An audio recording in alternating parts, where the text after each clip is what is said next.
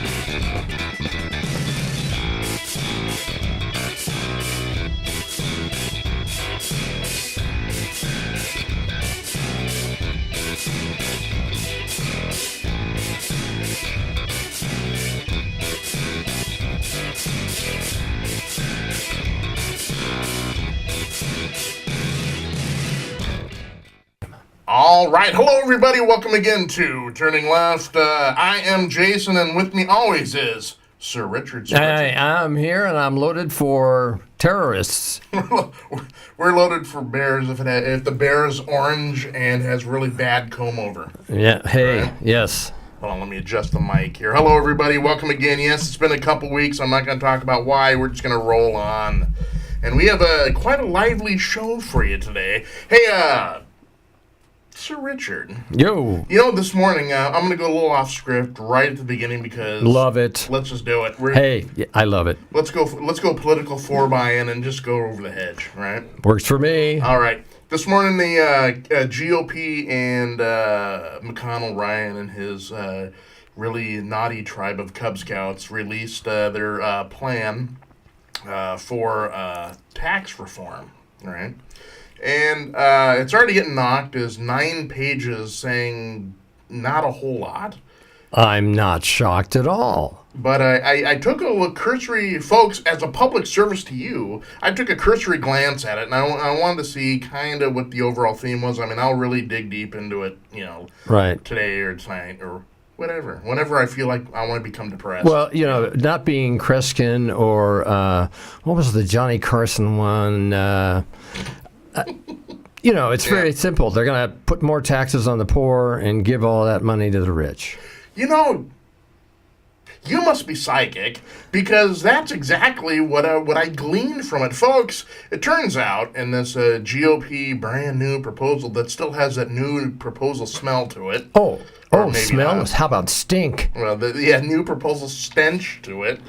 Turns out that if you are in the bottom tax bracket, in other words, if you are of meek resources, your taxes will go from 10% to 12%. They're actually jacking up your tax on the poorest of the poor. Big surprise, right? It's the GOP. And you probably also won't be surprised to know that if you're at the highest tax bracket, right, you're the 1% of the 1%, your taxes go from 39 to 35. Yes, if you're rich, your taxes go down 4%. Which is a lot of money. When we're talking their taxes, millions of dollars, right? Right. And, of course, in true GOP fashion, they get rid of the estate tax. While on the surface, everyone says, when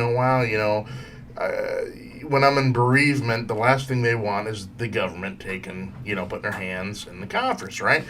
But if you're doing that, in other words, if you're wealthy, like if you're Trump and his kids, like you were talking about earlier, right? It is a boon to them, and so at least for the estate tax, I am of mixed minds, but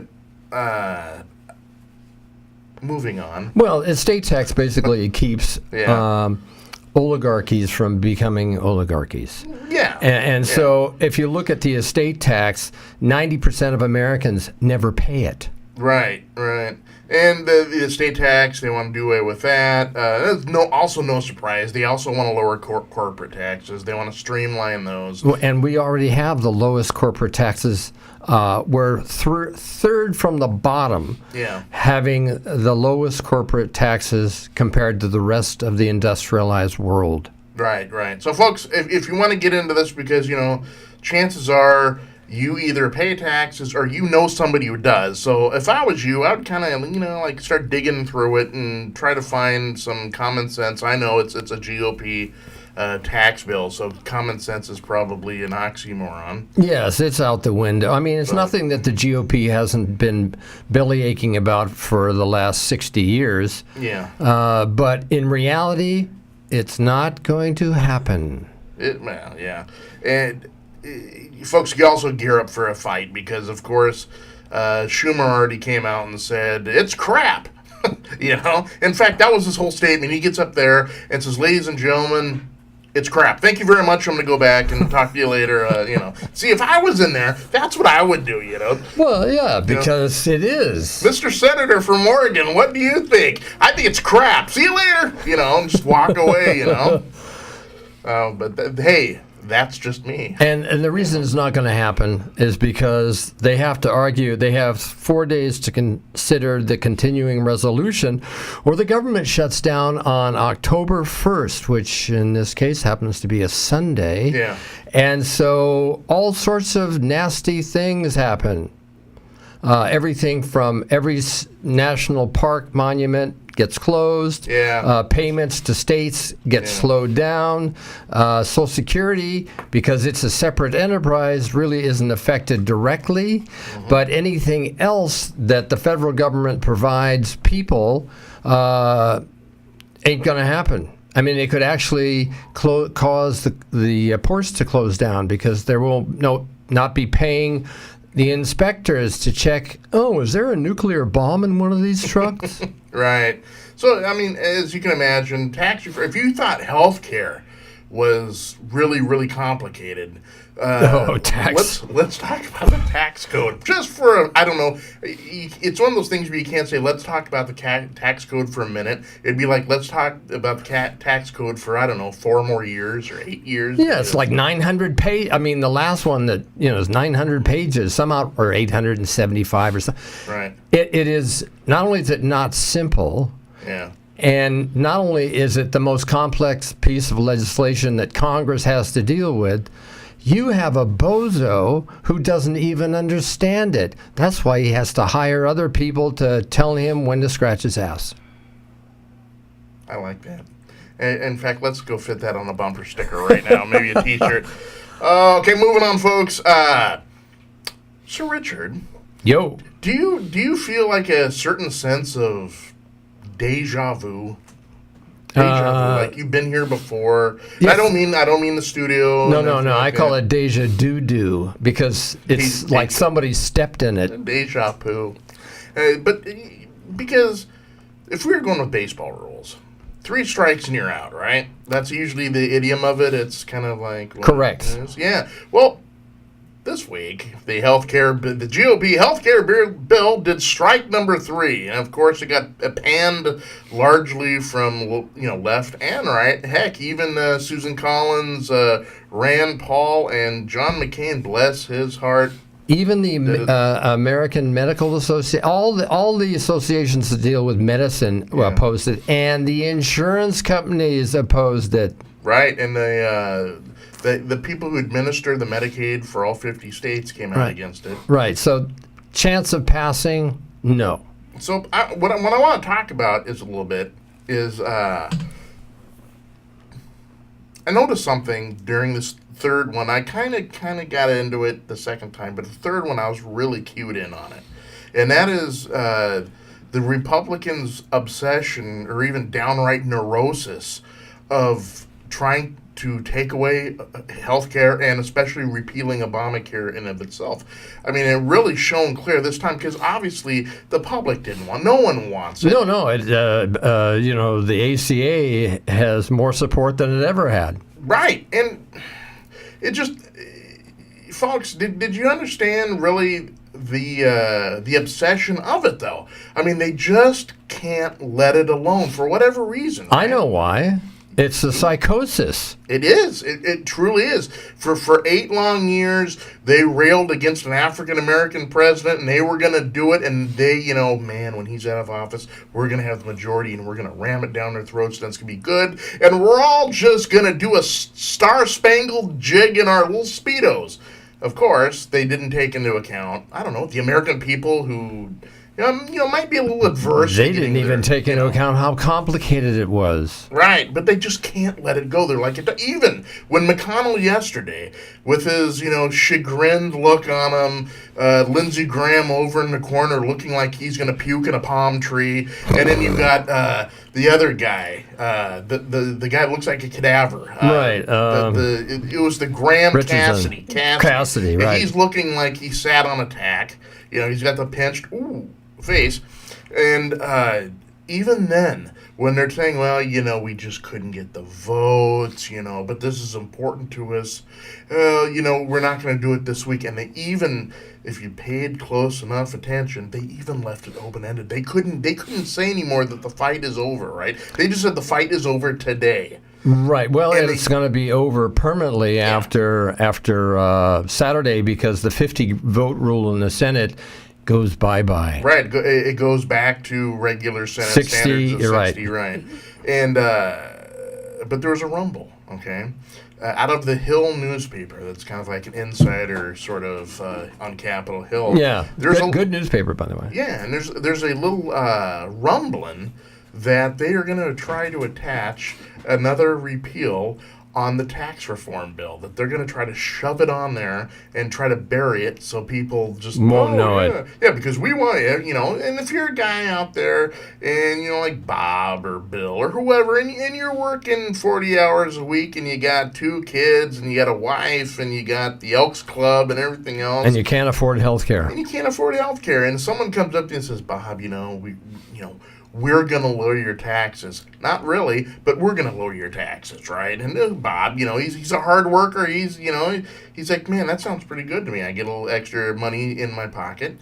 And then, what do you mean they just took away my health care? I didn't know it was in that bill. Well, see, that's why the budget is not going to pass because, first of all, they need 60 votes to foreclosure, which means that anybody can get up like Merkley did and filibuster the heck out of it, and there's no way they can get it through the Senate. Right. Moreover, Don the Con has been sort of negative towards the Republicans. Yeah. And he hasn't even really put out his budget was 2 pages. Mm-hmm. So in terms of a document that actually has some working components to it, they got about 800 pages left to go before they have it all kind of down so that it makes makes sense to the other representatives and senators. Right. That's not something you do in a day or a week or a month. Most budget programs, doesn't matter what party was in power, it took almost a year to come up with a budget. So coming up with a budget before 2018, all I can say is, ain't going to happen. Right. And it just illustrates to me how truly out of touch the GOP has become, right? I mean, when they sit around and they think that taking away people's health care is a good thing, and they can't understand, if you look at their faces, they legitimately, some of them, they just can't understand, why are people against this? You know, we promised this for 8 years, and people clapped at our rallies. My attitude is that all working Americans, that means Congress and the Senate and the President, have to survive under the same health care that every other person in the United States gets. Watch how fast they change the system when that happens. Right. I agreed. Folks, stay tuned on this. Put a pin in this, because you think it was done the first time. Nope, they got second time. You thought it was done the second time. Nope, it done the third time. Third time, no, it's struck down again. But if you thinking that they can give up their national obsession and their neurosis over this, there has not been a national intervention yet. We haven't told them that they got to quit the sauce or quit snorting the white powder of getting rid of people's health care. So stay tuned. I sincerely doubt it's over. For practical purposes, I think it is sort of over. I think what they're going to have to deal with is the blowback from not having done a single thing in a year. Yeah. Not really. Nothing of substance. And with the election of the fascist, racist, whitey, honky Roy Moore, they have another issue to worry about. Because now a more radical vision of what the GOP is coming into power. Yeah. And so there's going to be a big fight between what I would call the party folks who do things kind of in a normal fashion for the Republicans anyway, and this outlier party that is springing up within their midst, sort of like the Tea Party, but even more radical. Right, yeah. I agree, and we're going to talk about this, folks, towards the end of the show, because I got some things to say on old Judge Roy. But what I want to talk about right now is Sir Richard. Yo! Hey, did you catch the whole kerfuffle this weekend over Trump versus the NFL? Yes, I did, and it came. It was obvious to me that Don the Con doesn't know the Constitution whatsoever. Yeah. He doesn't know what really disrespecting the flag means, so he should get it off his underwear. Yeah. And it's one of those things which was designed simply to obscure the fact that Mueller is coming in for the kill. Exactly, yeah. I loves me football, right? I'm a big football guy. And when I understand the protests, but I think the narrative got hijacked a little bit, and it got hijacked by Trump and his cronies. Well, so someone's calling me during a show. Do you want me to answer it? If it's a question for you or me, right? Anyway, folks, I wanted to talk about the NFL stuff here, but I need to warm up a little bit, and I need to get my thoughts together. So I'm thinking that maybe we need to, I know who we need to hear from right now. We need to hear from Betty Bowers. She is America's best Christian, and she has weighed in on the NFL protests. And Betty, take it away. Who gave her that title? Are you such a precious snowflake that you get triggered by someone kneeling during the national anthem? Bless your heart. Maybe your patriotism is worth less than your Trump University diploma. Patriotism isn't about a racist song. Don't pretend you respect the national anthem when you don't even know it. When you sing it, you don't just skip the dog whistle notes. You also skip the dog whistle lyrics that celebrate the killing of freed slaves. No refuge could save the hiring enslaved, for the terror of flight or the gloom of the grave. So my question isn't why do some people kneel during the Star-Spangled Banner, but why do the rest of us stand for it at all?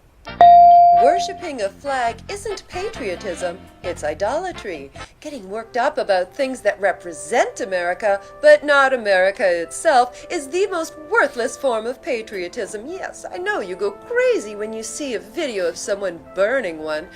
It's the Fox News version of porn, but you don't respect the flag either. Not if you have a fetish for any nation that fought against it. You're not a patriot if it's your only excuse to brag. America is great. So you think that makes you great too? That's hilarious. Since you did nothing to make her great, in fact, you do the opposite. Because you don't mind if her national parks become oil slicks if you can save 15 cents at Texaco. Patriotism is hard work. Patriotism isn't shown by needing to mock Americans on message boards. It's showing up to volunteer when you're needed. It's shown by voting, and even more, by making sure others can vote. Your patriotism has nothing to do with mine. It's not a contest. You having it doesn't mean someone you disagree with doesn't. Love it or leave it is the least patriotic thing you can say. Unlike Trump, America doesn't crumble under criticism, and a patriot always wants America to be better. Hypocrites make the loudest patriots.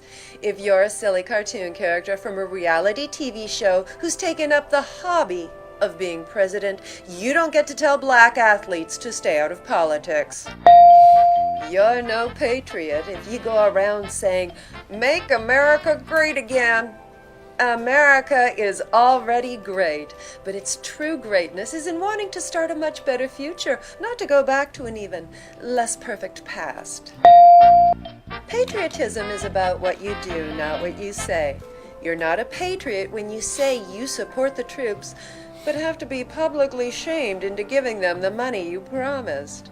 You're not a patriot when you say you support the troops, but pettily slander the Gold Star parents of one who did. You're not a patriot when you say you support the troops but mock a POW. You're not a patriot when you say you support the troops but did everything in your power to avoid being one. Bone spurs. You're not a patriot when you blithely threaten to send those troops into a nuclear war knowing that little Donnie, Eric, Ivanka, and the two others from a different marriage won't be among them. And finally, don't confuse your 1950s bigotry with 2017 patriotism. Outrage over NFL players kneeling during the national anthem isn't about patriotism. It's about some white people wanting black people to know their place, to be grateful for whatever part of your America they have been allowed, but not to get too full of themselves and treat America like it is theirs to change. Tom Brady can snub a White House invite, but Stephen Curry can't. Don't pretend we don't all know why. It's not patriotism. There we go. Oh, that was pretty succinct and accurate. Well, we needed a little Betty Bowers today, right? We needed her to come in and give her sage-type advice. She is Betty Bowers, America's best Christian. I wonder how she got that title.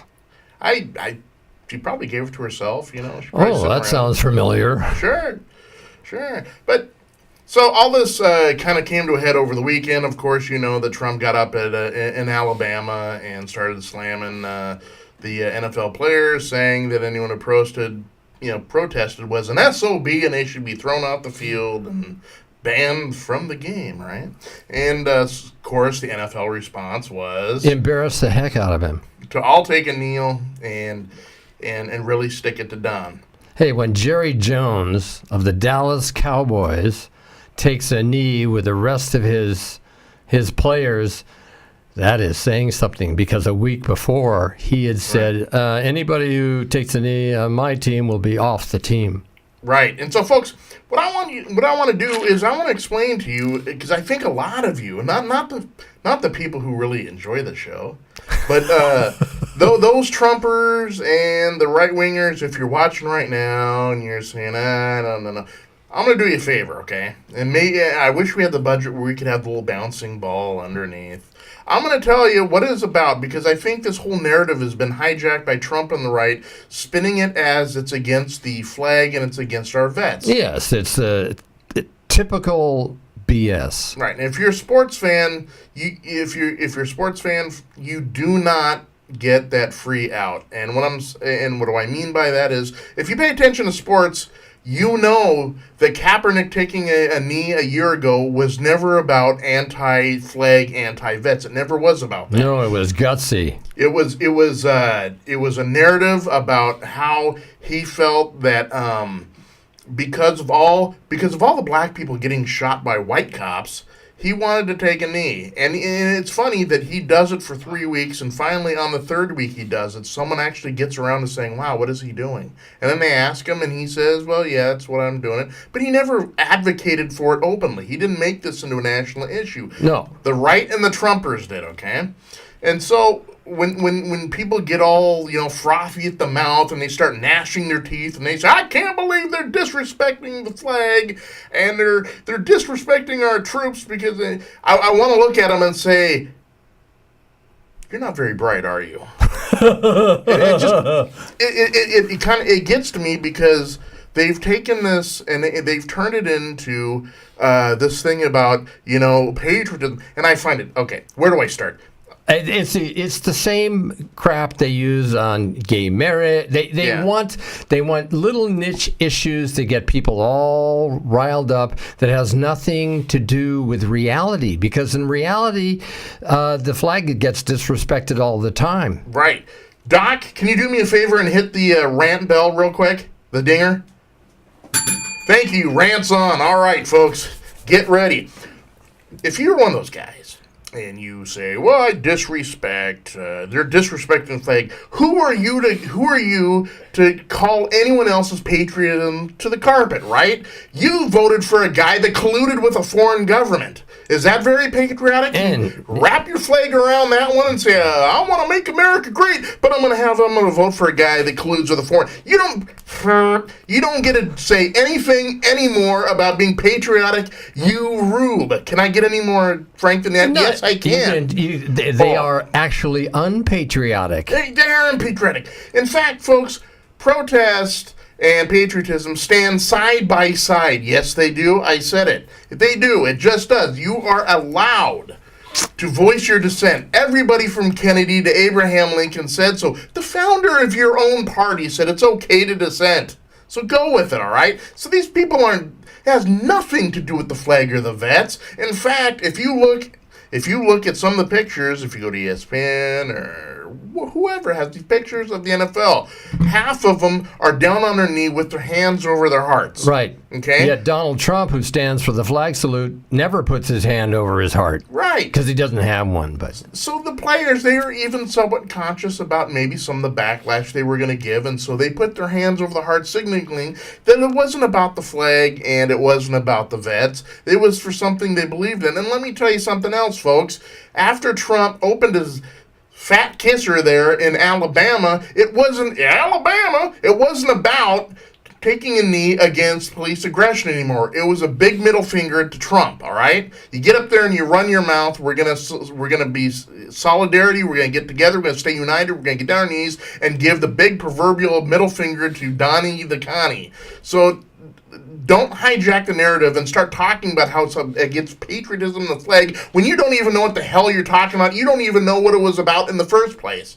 Okay? Your credit's shot. Go to the back of the line. You're a bad person, a bad person. Go to your room. You don't get any more dinner. Go. Another deplorable bites the dust. I did go into parent mode for a minute. That's fine. I was in the store, as I said a little bit earlier. I was in the store and I heard this lady on her phone, and she's talking so loud because she wants other people to notice her. Hey, and she's we're boycotting the NFL because we think the president is right. He's not right, lady. Lady, you're an idiot. I'm standing there. I'm trying to buy myself some water and a chicken pot pie. And I got to listen to you going off about how it's disrespectful. Okay, so let me ask you a question.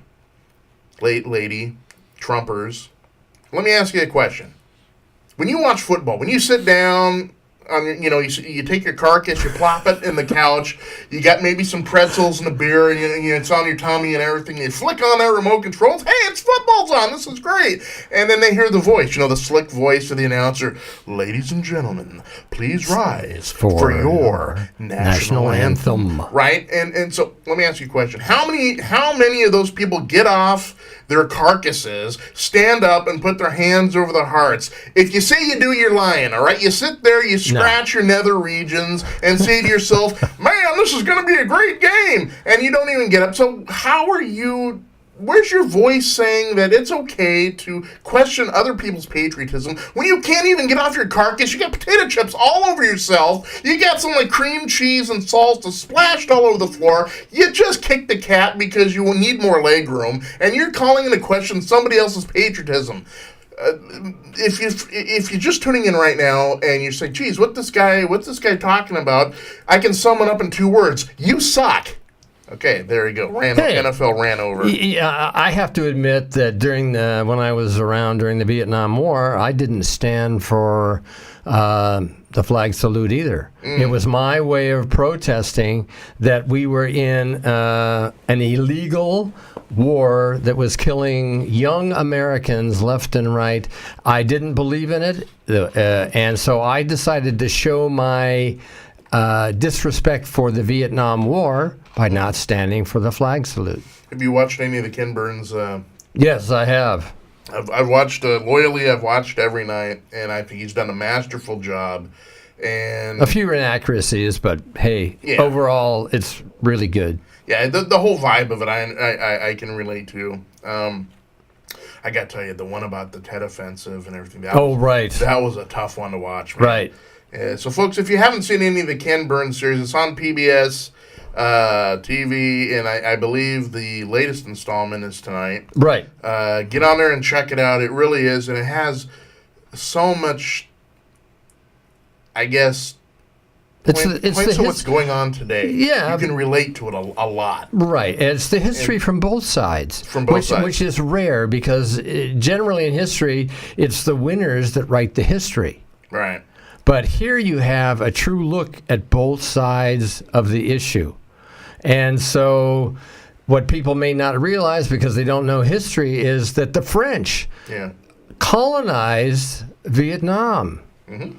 And it was a puppet of the French government until the Vietnamese got pissed off and kicked the French out at Dien Bien Phu, which was the big defeat for the French. Yeah. And so, they wanted to set up their own government and be a free nation. But of course, then Russia stepped in and decided that, no, that's not going to work. So they tried to convince enough folks that they needed to take over the Vietnam, and then it split into 2. I agree. Folks, if you want to know about the Vietnam War, watch a show, Google it, read a book. We'll have a master class on that. I don't know. You have to inform yourself because the classic line, which has been used for decades, is if you don't understand history, you're bound to repeat all those same stupid mistakes. And that's exactly what the Republicans are doing now. That's right. In fact, I think you just quoted Ben Franklin verbatim. Even he knew back then the Republicans. Absolutely. So, but a lot of these questions arise to me when things are going on. I'm kind of a weird guy, so different things get shoved in the old brain box. And when Trump was up there in Alabama, my first thing was, I'm like, oh my God, he's a jerk for saying that. My actual first thing that popped in my head was, why is he bringing this up in the first place? What does this have to do with anything? Well, for me, it was, oh boy, he just stepped in it again. Do you think Americans are going to give up the National Football League? I don't think so. Do you think the sponsors are going to give up the National Football League? Not really. So all he did was make, once again, a gigantic fool of himself, on top of the fact that his candidate in Alabama lost miserably. Right. But it's all misdirection, right? He throws all this stuff, throws all this mud up on the wall, throwing, a lot of misdirection around, getting people to talk about this, churning this Right, out. because they'll forget what an idiot he is. Exactly. And but people right now are like, hey, geez, Jason, you took up a significant portion of the show talking about the NFL. And you're right, because we can talk about how much of a bonehead move that was and how wrong it is. That's fine. But the cool thing about it is, folks, while we're talking about the NFL and while we're all looking at the pretty fireworks that Trump has shoved up into the air to make us go, ooh, ah, or ah, you got to remember something. This is the cool thing about this, folks. Just remember one thing. When you think, oh man, America's not paying attention, they're getting misdirected, they're getting led down this road again by its nose, don't worry, it's all good. You know why? Because Mueller's investigation never sleeps. Nope. While Trump throws all this mud, Mueller behind the scenes, very quietly, starts questioning all of Trump's top aides. Oh, and not only that, he's getting warrants for searches. Thank you. And basically, and while everyone's saying, I'm going to boycott that NFL because I can't believe those people, Nobody cares.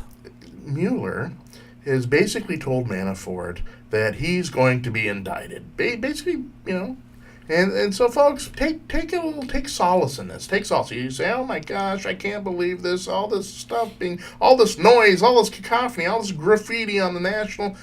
Mueller's investigation never sleeps. Right, and you watch Manafort. It's going to roll over and sing like a bird. Yes. Because he doesn't want to take the brunt of going to prison for 30 years for treason, if not getting shot. Exactly.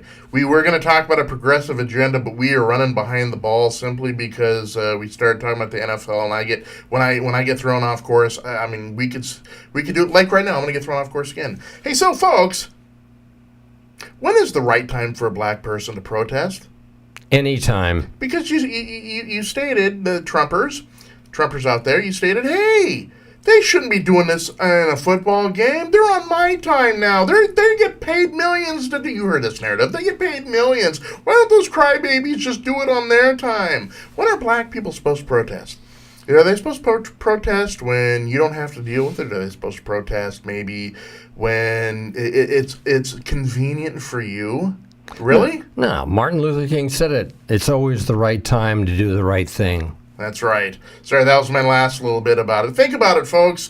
When you get into the NFL thing, I'm going to boycott.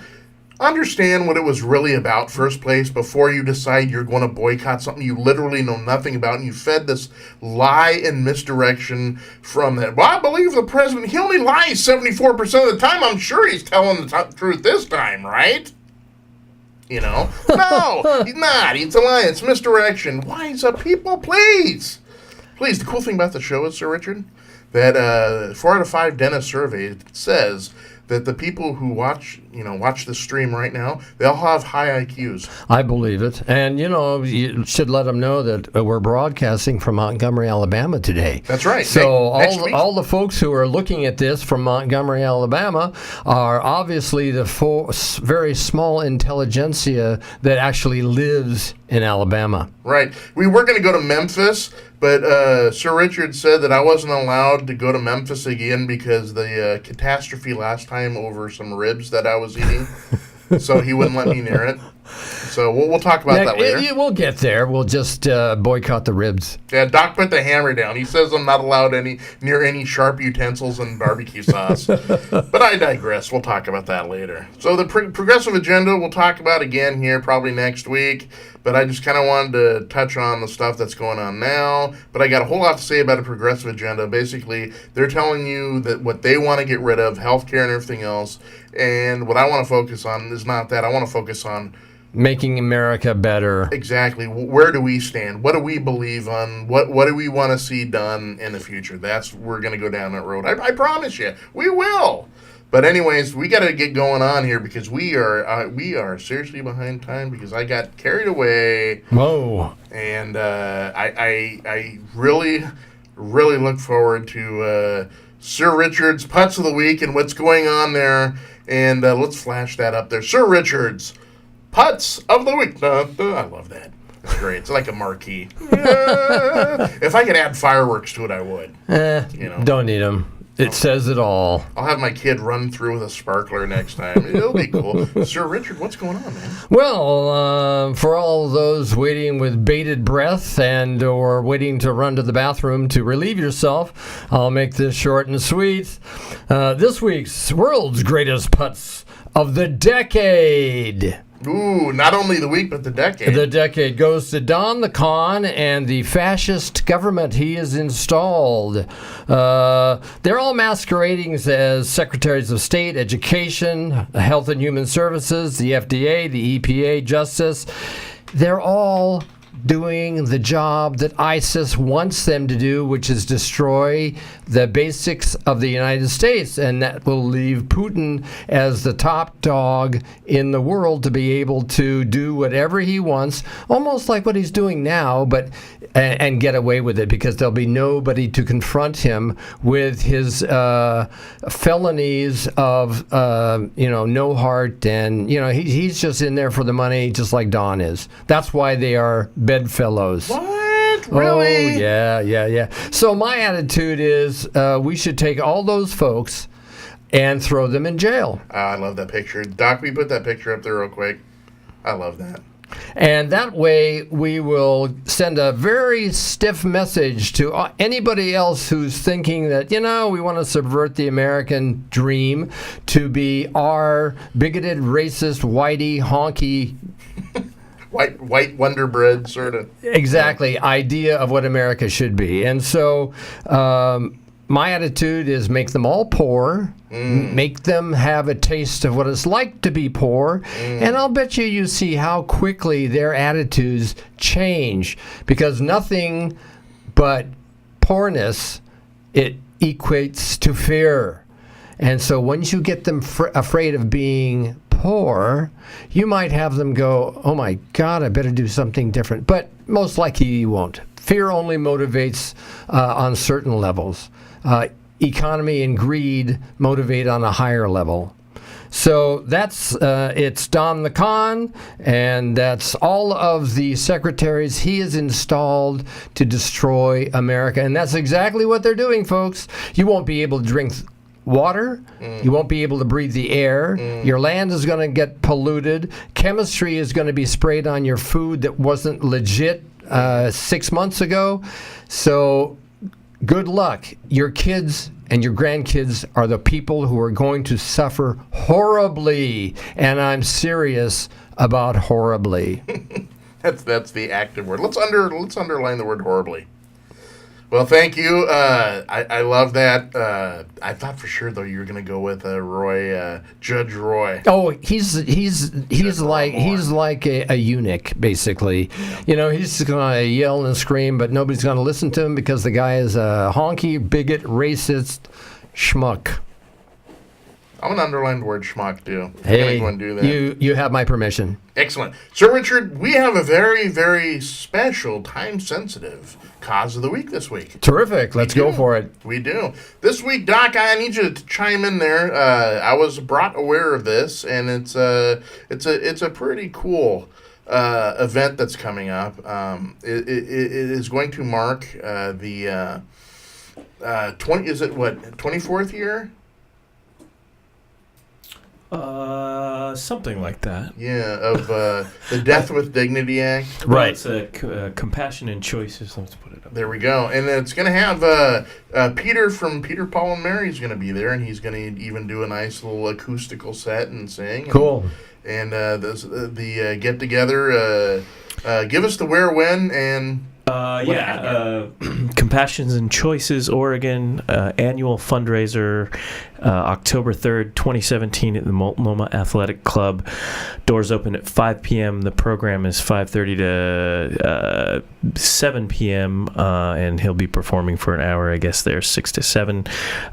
There is a donation at the door, $50, and you can give more donations. This supports Compassion and Choices Oregon and the National Death with Dignity folks. Governor Barbara Roberts will be there. She's a big supporter. We'll be we'll be recording, live streaming, doing something with that. And people this should year, remember, too. Oregon was the very first state That's correct. to pass the law. And it was a vote of the people. It was not the legislature. It was the vote of the people. Yeah, this is a national organization, but it has strong ties in Oregon, and the founder it will be there. So Get out there and give, people. Yeah. And especially if you haven't been to the Multnomah Athletic Club, you can see how the top 1% lives. Yeah. In fact, there is that too. I was going to go. I was going to go to the athletic club and get on the treadmill while the event was going on. Once again, cooler heads prevailed. Doc told me that I'm not allowed on the premises.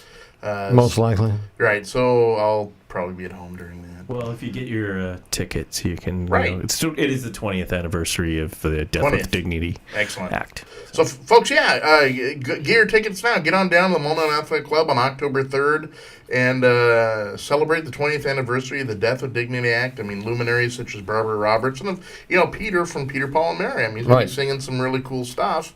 And it's an event you should not miss. And, you'll walk out of there feeling just a little bit better. I would think so. Nice. I'm just really hoping for a little Puff the Magic Dragon, so I have to bring my He does play that tissues. because his son lives here, so he's visited several times, and that's one of the tunes he does. So I'll bring my tissue box. Right. Good idea. Number 2 reason why Doc won't let me near the premises is because I would sit and I'd sit with my little legs crossed on the floor saying, "Sing me Puff, sing me Puff," and I'm Jackie Paper, and then they'd throw me out. Well, hey, they probably wouldn't, but they might ask you to politely leave. Right.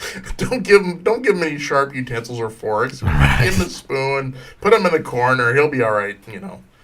He'll be all right. So, folks, do that. Get a hold of it. Go to eventbrite.com. You can look it up. It's the Compassion and Choice in Oregon, the Multnomah Athletic Club, October 3rd. Do it to it. You will enjoy it, and it's for a very worthwhile cause, and you'll feel better about yourself. So we need to get into the book endorsement before we're out of here today. And, Sir Richard, I wanted to go to an oldie but goodie. I want to reach back into the vault and pluck another piece of treasure out there. And so this week's book endorsement is the old tried and true Rules for Radicals by Saul Alinsky. Oh, wow, that is a long reach. That's right. First published in 1971, Rules for Radicals is Saul Alinsky's impassioned counsel to young radicals on how to effect constructive social change and know the difference between a realistic radical and being a rhetorical one, which I like to do from time to time. Anyway, written in the midst of the political developments whose direction Alinsky was one of the first to question,